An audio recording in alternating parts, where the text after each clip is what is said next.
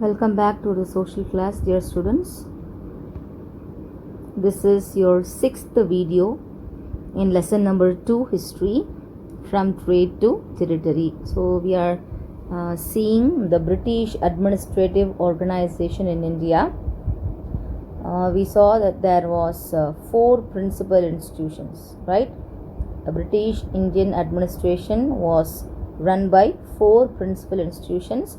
One is civil service, army, police and judiciary, which is concluded up to police. Okay, we are yet to see judiciary. Okay, yes. Now judicial system. In 1772, the dual government was abolished and the company took over the direct responsibility for the collection of revenue as well as the administration of justice. So in the year 1772, the dual government, dual is nothing but 2 governments, both governments, okay. Dual government was abolished. Okay, dual government was abolished in the year 1772 and the company, they took over the direct responsibility for collecting the revenue. Revenue is nothing but income as well as the administration of justice. Okay. Consequently, Diwani Adalat and Faujdari Adalat were established. There were 2 policies established at the same time. Okay. By the Regulating Act of 1773, a Supreme Court was set up in Calcutta. Supreme Court was set up in Calcutta in the year 1773. This court consisted of a Chief Justice and 3 poines. So poines is nothing but another spiritual court. Okay. Sorry, poisni judge. 3 poisni judge.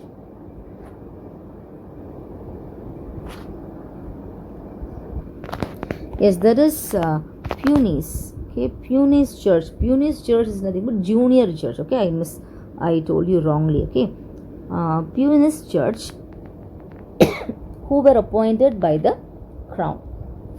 This court decided civil, criminal, ecclesiastical, and admiralty cases. So these courts, they decided to take over civil cases, criminal cases, ecclesiastical, that is nothing but spiritual, which is related to church, okay, and admiralty cases. Okay, on the model of the Supreme Court of Calcutta, a Supreme Court was established in Madras in the year 1801 and in Bombay in 1823. By keeping the model of Supreme Court, which is located in Calcutta, they made the same court in Madras as well as in Bombay. Okay. In 1832, William Bentinck started jury system in Bengal. Indian Law Commission was established to compile the laws. The rule of law was established by the whole empire. According to the Indian High Court Act 1861, 3 high courts were set up in Calcutta, Bombay and Madras in place of the old Supreme Court. Next, do you know Sir Elijah Impey was the first Chief Justice of the Supreme Court at Fort William in Bengal. Sir Elijah Impey, he was the first Chief Justice of Supreme Court at Fort William in Bengal. Okay. Sir Thiruvarur Muthuswamy was the first Indian Chief Justice of the Madras High Court.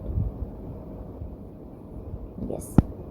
So this is the picture of Sir Elijah Impey and Sir Thiruvarur Muthuswamy. Next, coming to subsidiary alliances. Lord Wellesley introduced the system of subsidiary alliances to bring the princely states under the control of the British. Okay. So Lord Wellesley, they introduced the system of subsidiary alliances. Okay. In order to bring the princely states under the control of British. So they wanted to bring the important states in order in their control. Okay, so they introduced a system called what? Subsidiary alliances. It was the most effective instrument for the expansion of the British territory and political influence in India. the princely state was called the protected state. The princely state is called as what? Protected state. And the British came to be referred as the paramount power. It was the duty of the British to safeguard the state from external aggression and to help its ruler in maintaining internal peace. So, it was the duty of the British people, okay, to safeguard the state, okay, from the external aggression, and they need to help its rulers, and they wanted to maintain internal peace. Next, main features of subsidiary alliances. What are the main features of subsidiary alliances? First point, an Indian ruler entering into this alliance with the British had to dissolve his own armed force and accept British force. So first, the Indian ruler who is entering into this alliances with the British, they need to dissolve his own armed force and accept the British force. Okay. Second one, a British resident could stay in his capital. In his capital, the British resident would stay.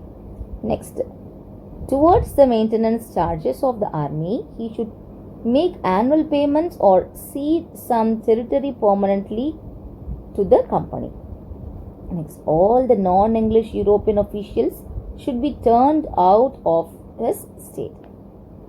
The native ruler should deal with foreign states only through the English company. And the last point, the British should undertake to defend the state from internal trouble as well as external attack. Next, merits for the British. What are the merits? The British company maintained a large army at the expense of the Indian rulers.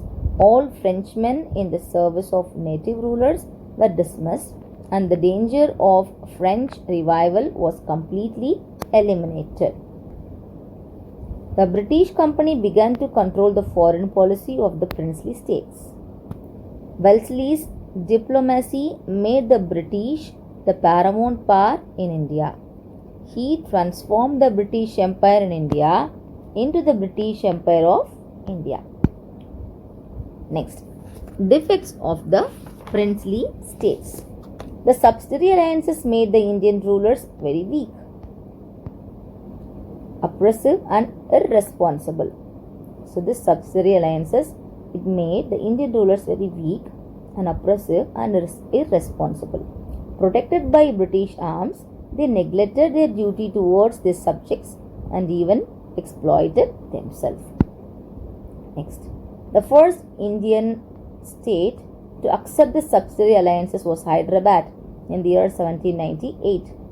This was the first state to accept the subsidiary alliances. First one is Hyderabad. So this one you have in the short answer, right? Okay. It was followed by Tanjore. Next, Tanjore in the year 1799, and Oudh in the year 1801, and Peshwa in 1802, Bonsal in 1803, Gwalior in 1804, Indore 1817, Jaipur, Udaipur and Jodhpur in the year 1818. Next, doctrine of lapse. We'll see what is doctrine of lapse. Lord Dalhousie was one of the chief architects of the British Empire in India. So Lord Dalhousie was the chief architect of the British Empire in India. He was an imperialist.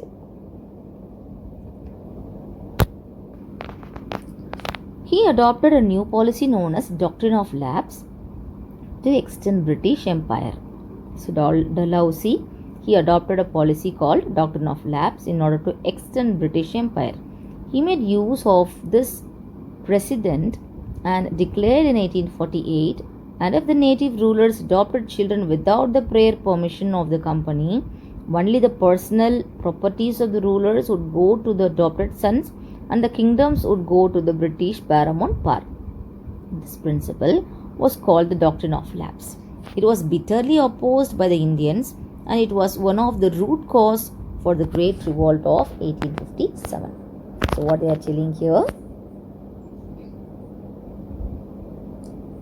if the native rulers adopted children, if they are adopting any children without the prior permission, of the company, only the personal properties of the rulers would go to the adopted son. Okay, only the personal property of the Indian native rulers will go to the adopted son, and the kingdoms of them would go to the British paramount power. Okay, and this principle was called as doctrine of lapse, and this was bitterly opposed by all the Indians, and it was the root cause for the Great Revolt. Okay, this is the picture of Lord Dalhousie. By applying the doctrine of lapse policy, Dalhousie annexed Satara in 1848, Jaipur and Sambalpur in 1849, Bahat in 1850, Udaipur in 1852, Jhansi in 1853, and Nagpur in 1854.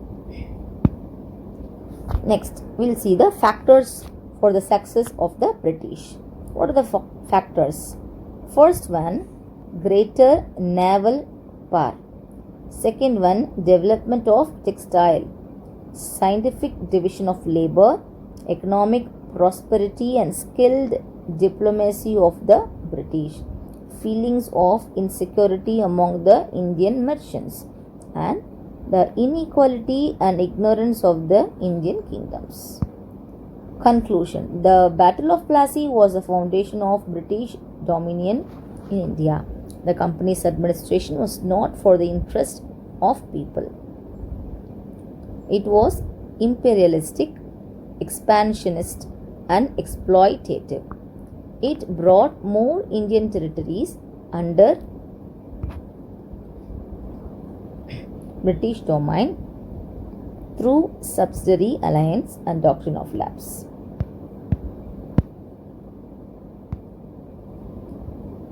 This policy led to a South Indian rebellion in the year 1800 to 1801, Vellore rebellion 1806, and the Great Rebellion in the year 1857. So let's recap the lesson in short. Siraj-ud-Dawla ascended the throne of Bengal. On 9th February 1757, Treaty of Alinagar was signed. The Carnatic Wars, which spanned from 1746 to 1763. Tipu agreed to pay 3.6 crores of rupees to the English as war indemnity. Wellesley declared war against Tipu in the year 1799. Cornwallis established a system of circles or thanas. Each was headed by a daroga. Sir Elijah Impey was the first Chief Justice of the Supreme Court at Fort William in Bengal. Lord Wellesley introduced the system of subsidiary alliance to bring the princely states under the control of the British. Lord Dalhousie was one of the chief architects of the British Empire in India. Okay, children, we have completed this lesson. Take care and stay safe.